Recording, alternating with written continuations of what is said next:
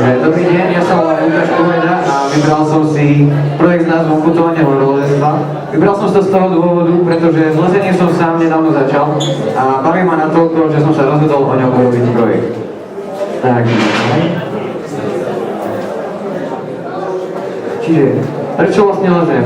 Lezenie je zdravé, pretože lezete s časťami svalov, ktoré by ste pri iných posilovaniach ani nevedeli a precvičujete iba vlastnou hlavou, čiže ich nejako silno nezaťažujete, práve ich akorát precvičujete. Ďalej, pocvičuje to aj morálku a seba dôveru, to vám potvorí každý lezec, keď máte pod zadkom takých 20 metrov a je to dosť psychicky náročné, ale časom sa na to zvyknete. Takže ďalej.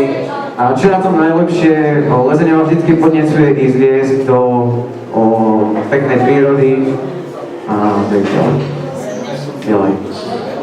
Čiže štýly lezenia, tých je strašne veľa, ale ja by som chcel iba povedať dvoje, lebo by to bolo príliš nudné.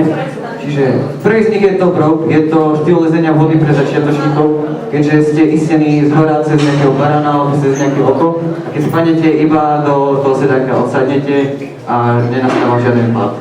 Čiže v tom prípade je to vhodnejšie, ale nevýhoda je v tom, že to lano musí na tú trasu niekto natiahnuť a to sa stáva týmto druhým spôsobom. A ten sa nazýva rockbook, je to štýl lezenia už hodnejší pre pokročilejší, pretože si sami vytvárate vlastné istenia a v prípade pádu padáte do posledného, čo môže byť niekedy 4 metry a nie je to dvakrát najpríjemnejšie a keď nemáte príľbu, tak si môžete aj dosť blížiť. A teraz by som chcel ešte povedať o formu lezenia, keďže je lezenie ako šport čím ďalej, tým viacej zaujímavý, a lezie ho čím ďalej tým viacej lezcov, tak sa aj ďalej rozvetvuje do ďalších kategórií. Prvý z tých dvoch je voľné lezenie a technické lezenie. Voľné lezenie je lezenie, pri ktorom využívate iba lezecké pomocky na vlastnú bezpečnosť, čiže lano, sedák a rôzne ďalšie pomocky. A potom je tu aj technické lezenie, sa volá aj lezenie ID. Pretože v tomto lezení používate rôzne háčiky, stúpacie lanka, trusiky, ktoré až tak nepotrebujete, ale niektorých vás toto tak upadne. Ďalej sa to rozvetuje do ďalších 8 kategórií. Prvá z toho je tradičné lezenie, to je lezenie, čo ešte viedli v minulom storočí prvé hory. Máte čistú skalu, lezete iba s vlastnou výstrojou a dávate sa na vlastné istenie. Nie je to až také bezpečné, keďže sa musíte spojiť na vlastné istenia, ktoré dávate do skaly. Potom tu máte ďalšie športové lezenie, toto lezenie lezem ja. Už máte v skale zabudované borháky, do ktorých dávate expresky a tie borháky tam už dával niekto napevno, čiže nemôže sa nič stať. Potom je tam asi jeden z najviac obľúbených foriem lezenia, to sa volá bouldering. Je to obľúbené preto, lebo sa lezie tesne nad zemou a v prípade pádu iba zoskočíte na zem a spadnete na madrac. Je to úplne bezpečné a usporiadávajú sa aj rôzne súťaže v tomto na rôznych úrovniach. Ďalej tu máme indorové lezenie. Je to nie až také zaujímavé, pretože sa lezie v halách a nie je to také pekné ako v prírode, ale predsa keď je zima, tak sa treba nejako pripravovať. Ďalší formátu je dry touring. Je to lezenie po skalách alebo aj po drevách s mačkami a cepínmi. Existuje na Slovensku taká hala, kde máme zavesené rôzne drevá a lezete po tých drevách ako v podstate po ľadovce. Je tu potom ďalší štýl, ktorý som už spomenul, lezenie na ľade. Je to asi jeden z najbezpečnejších, keďže predsa ľadovec není taký pevný ako skala. Môže sa to odtiaľ hocikedy vytrhnúť, ale preto je to aj veľmi obľúbený šport, pretože je to také viac adrenalinové. Ďalej tu už sa blížime ku extrémom, je tu alpinské lezenie. Je to lezenie už takých menších štítov. Musia sa už na to aj vopred vlastne pripraviť, keďže sa môže meniť počasie, čo môže ovplyvniť celú cestu.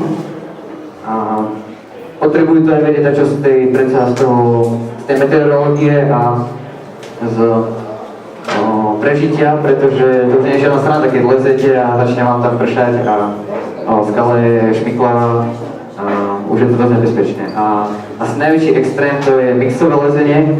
Je to lezenie, to sú dnešné v podstate expedície. Tu sú iba najväčší borci, ktorí lezú už maximálne štíty a musia sa na to vopred pripraviť. Niekedy tie expedície trvajú 5 dní, čo môžu iba na skale pretrvávať. Tiež už sa je dobre nejakú tú meteorológiu a prežitie, pretože už nie je žiadna strana. A teraz by som na to povedal jeden príbeh z tohto v podstate mixového lezenia. O dvoch kamarátoch, ktorí sa na počas svojho tretieho kamaráta rozhodli vyliezť horu Mount Hunter. Pri prvom pokuse ten ich kamarát spadol a zomrel a celú expedíciu z začiatku zrušili. Toto môžete vidieť, tú horu Mount Hunter je obrovský kus masívu. Táto fotka je robená z lietadla. A tu už môžete vidieť v obidvoch akcií. Ako vidíte, je to dosť náročné, keďže je liezli na ľade, čo je dosť nebezpečné. A ešte musia za sebou nosiť aj zásoby na 5 dní a bivaky. Tu môžete vidieť na ďalšej strane, ako bivakovali na skale. Počas 3 dní vidíte, že je to stesné priestory a spanie v chladných podmienok, žiadna slasť. Pokiaľ sa ešte dalo, tak keď tam boli nejaké také údolia, tak stanovali, urobili si tam opevnenie proti vetru, lebo vietor znižuje aj pocitovú teplotu. Môžu stať, že sa im vznikne nejaké mrzliny. A tu môžete vidieť, v akej výške je to postupne popribližované a keď sa lepšie pozriete, tak tam môžete vidieť črty tých dvoch lescov. Tu sú už tiež tesne pod povrchom. Nakoniec to celé vyšli, dobre zlanili. A tu sú na zastávke a smer Veľká Británia, čo je v podstate domov. Toto je všetko a ďakujem za pozornosť.